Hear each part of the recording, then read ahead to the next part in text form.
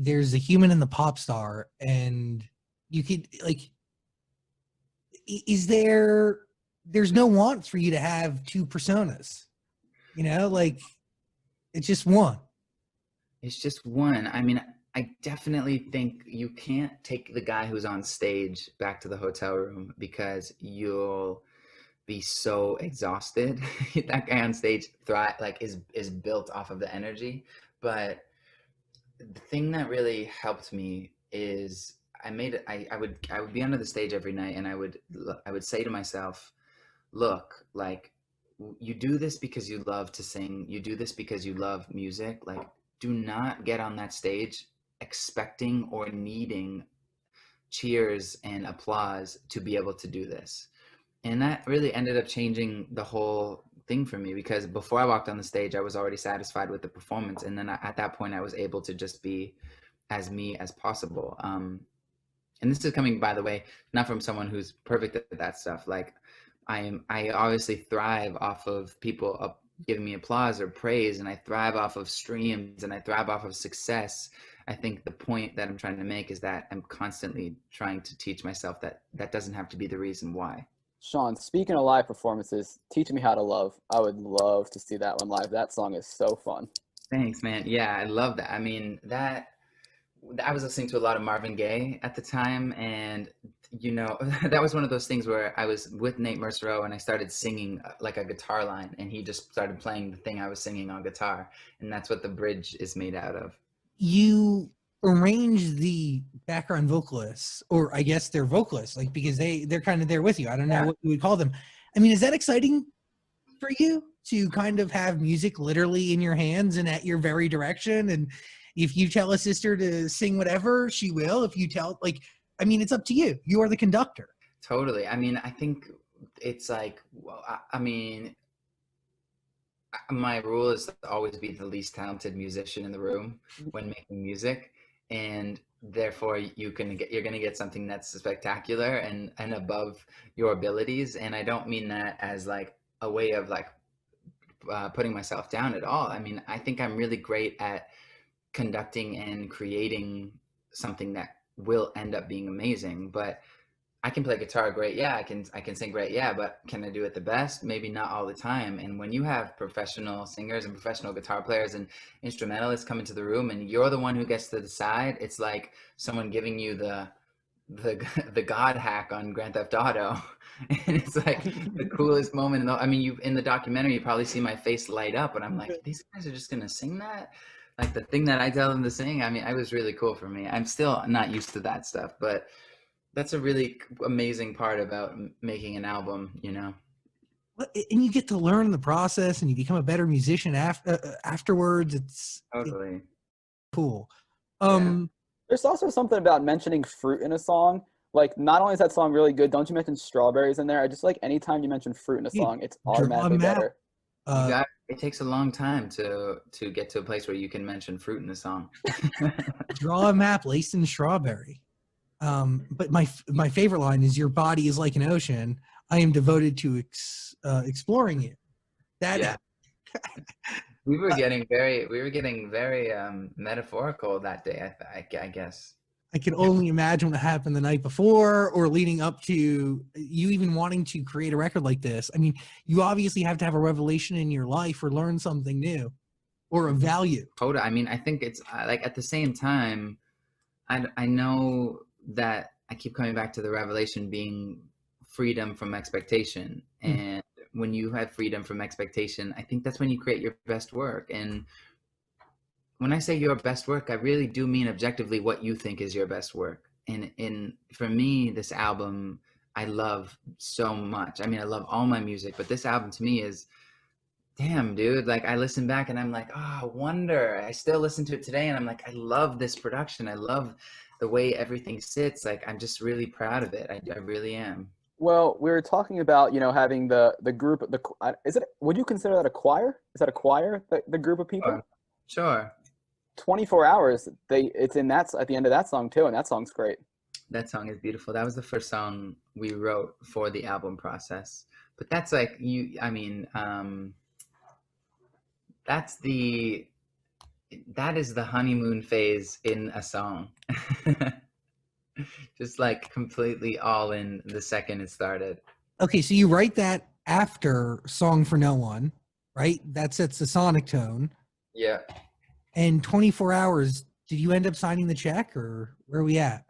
We still don't have a house. No, we've been looking for a house for months now, but we haven't. We've I have a condo back in Toronto, and she has her house here and one in LA. So we haven't signed the check together, but we're living together at this point. Is it cool to live your life in songs like this? Because it kind of feels like a diary almost. Like you're existing, and then it makes its way to a journal, and then it makes its way to a song. Yeah, I mean, well, it's like it's only the best stuff makes it to the song. You got the journal is full of all of it, but like my every single morning coffee doesn't make it to the song sometimes. But there's a space in your journal talking about your morning coffee. Oh yeah, journals. I mean, I'm constantly writing, and that's something that's new for me. I only started this year, but it's like been such a life-changing thing for me. Using a journal for more than manifestation. Yeah, I mean, manifestation is probably the smallest part of my journal, but like, I mean, I still manifest big goals, but more so, I manifest the day of what the day is going to be, and you know, I will write a lot of things that I'm grateful for in a journal, but then I also will write like, today I did this. Today I was like, this was easy. Today when I spoke to Zach, I was completely me. It was effortless and it was fun. Like I decide that in the morning before I even do it. And that really helps my day. Shawn, the morning strolls with the coffee have almost become a thing where people are expecting the next sighting of Shawn Mendes with his coffee cup. It's this one paparazzi who's always on the street. And this morning he got so mad at me because like this morning, sometimes like, okay, I get it. You're making a living. Like you're a paparazzi. It's cool.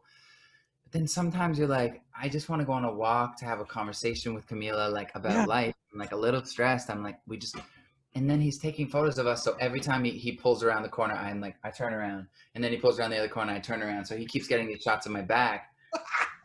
So finally, he stops and rolls down his window. He's like, I'm just trying to make a living, Shawn. And I'm like, dude. I don't know, dude. I don't like it. I don't like it when it gets to that point where it's like there's a name, there's like a name, like you know each other to a point where he's just like, just give me a look so I can take a picture, make a living, and leave. I don't know. Why can't I think of his name right now? It's okay. Daniel Radcliffe. Do you know what he did? That he like was doing a movie and he wore the exact same outfit every single day on his way to the shoot, and like every same hat, same everything. So it's the same photo. Yeah. That's genius. And clearly that's somebody who's like done this for a long time and figured out how to play it. Totally. Well done.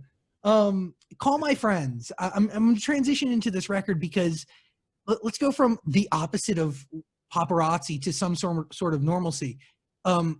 Weird to I mean, is the same Shawn we're getting today, the same Shawn that turns his back to the paparazzi, is that the same Shawn that goes and hangs out with his friends in Pickering and goes to get high?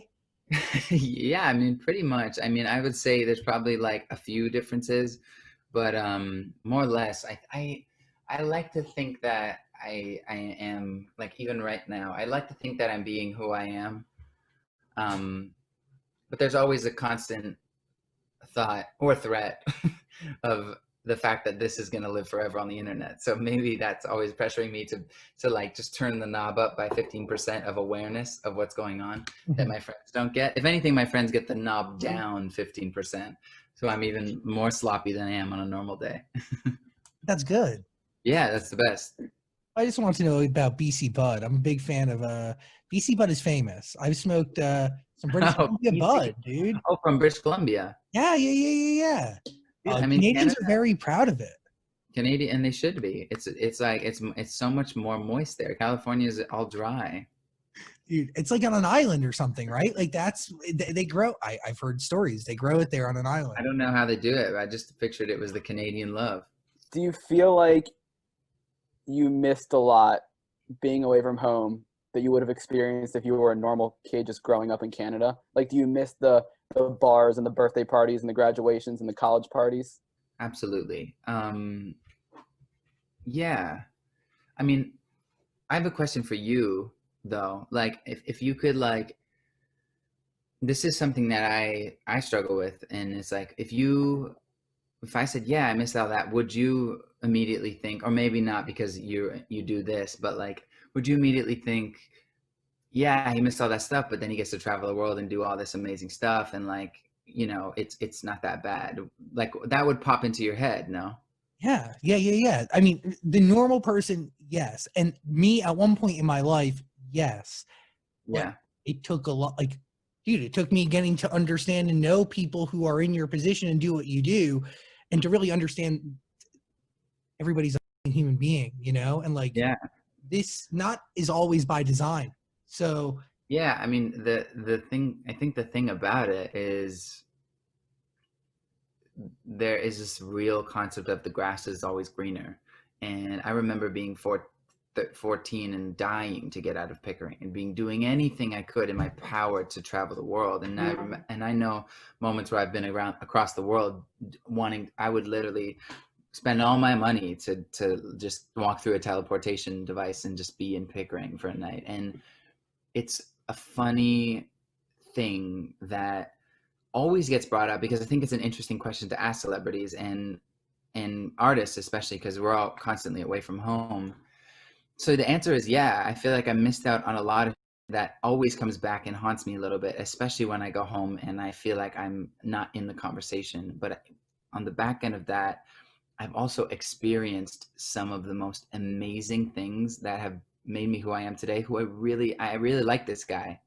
Not in like a cocky way. I really am proud of who I'm becoming as a person, and I know that that's because of my experiences that shaped me to be this way. So it's a loaded question for me because I never want to sound like I don't want the people to be like, oh, he just wants to go home to his friends, because it has been my choice all along, and it's just grass is greener, and no point in looking back because it's brought me here, and I am really happy to be here. So I mean, that was a lot of answering for that simple question, but it's such a I mean, in the past I would always just go like, yeah, I really miss home, like I miss this and this and this, but it's not that simple. well, that's it. It's not necessarily a simple question, Yeah. and everybody takes different paths in life. It's about who you choose to carry with you as you walk down that path.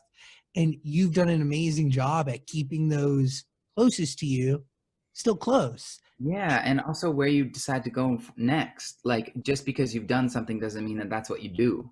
Yeah. And I think like I realized that, especially this year, was is like moving forward, I want to spend so much more time with my friends and family that they're sick of me and they can't wait to get me out. Not the opposite, which is like I never see them. So I don't know if like when I go home and I'm with my mom and dad, I spend an extra 5 seconds just watching them around the kitchen, being like, damn, like they're cool.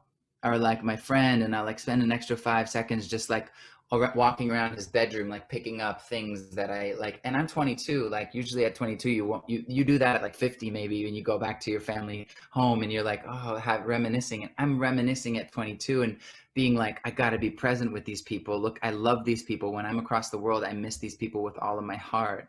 And I never would have got that if I wasn't away from them. So I really am thankful for that, because I know going home for Christmas, I am gonna have this real thing of just like sitting there in the kitchen surrounded by my family, and I might be appreciating it 10% more than if I didn't travel the world, if that makes sense.